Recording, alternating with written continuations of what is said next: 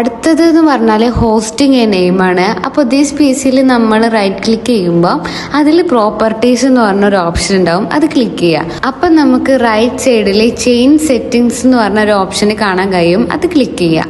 Click ചെയ്തതിന് ശേഷം അപ്പം നമുക്കൊരു ഇൻ്റർഫേസ് വരും.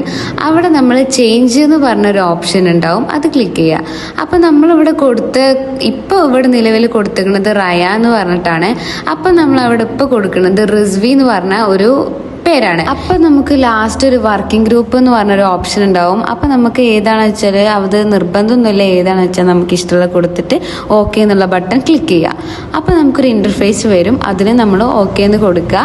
പിന്നെ നമ്മൾ ക്ലോസ് ചെയ്യുക. പിന്നെ അവിടെ നമുക്ക് റീസ്റ്റാർട്ട് നൗ എന്ന് പറഞ്ഞാണ്ട് ഒരു ഓപ്ഷൻ ഉണ്ടാവും, അതും സെലക്ട് ചെയ്യുക. എന്നിട്ട് നമ്മൾ റീസ്റ്റാർട്ട് ചെയ്യുക നമ്മളെ PC. റീസ്റ്റാർട്ട് ചെയ്തതാണ് ഇനി കാണിക്കുന്നത്. ഇനിയുള്ളത് ദിസ് PCയിൽ പോയിട്ട് പ്രോപ്പർട്ടീസിൽ പോയാൽ നമ്മൾ ചേഞ്ച് ചെയ്ത ഹോസ്റ്റ് നെയിം അവിടെ കാണാൻ പറ്റും. ഇപ്പോൾ അവിടെ റിസ്വി എന്നുള്ള ഒരു ഹോസ്റ്റ് നെയിമാണ് ഇപ്പോൾ അവിടെ കാണാൻ പറ്റുന്നത്. അപ്പോൾ നമ്മൾ നേരത്തെ ചെയ്തതൊക്കെ ശരിയായിട്ടുള്ളതാണ് കാണിക്കുന്നത്.